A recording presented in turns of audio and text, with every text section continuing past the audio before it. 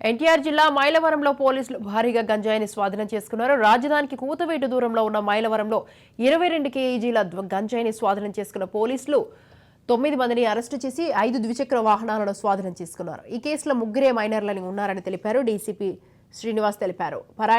పరారైన వారిని పట్టుకుంటామని ప్రయత్నిస్తున్నామని తెలిపారు.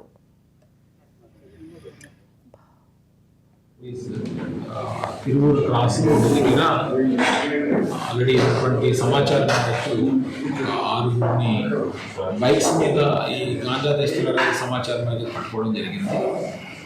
వాళ్ళతో పాటుగా ఫర్దర్ ఎగ్జాంపుల్ కూడా ఇంకొక 3 పిల్లలు అన్ని పట్టుకోవడం కూడా జరిగింది.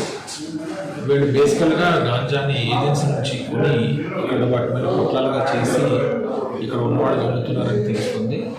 సో వీళ్ళు ఎవరెవరికైతే అమ్ముతున్నారో ఎవరెవరైతే వాటిని తీసుకుంటున్నారో వాళ్ళని కూడా ఈ ఇన్వెస్టిగేషన్లో భాగంగా వాళ్ళని కూడా తీసుకోవడం జరుగుతుంది. ఇందులో కొంతమంది స్టూడెంట్స్ కూడా ఉన్నారు. ఆ స్టూడెంట్స్ ఉన్న వాళ్ళకి యాజమాన్యాలకు కూడా కాలేజ్ యాజమాన్యాలు కూడా తెలియజేయడం జరుగుతుంది. ఆ కాలేజెస్లో కూడా యాంటీ డ్రగ్ కమిటీస్ని పెట్టించడం, అక్కడ కూడా ఈ మాదక ద్రవ్యాల వినియోగం వల్ల వచ్చిన నష్టాలన్నింటినీ కూడా తెలియపరుస్తూ అవేర్నెస్ క్యాంపెయిన్స్ కూడా టేకప్ చేయడం జరుగుతుంది.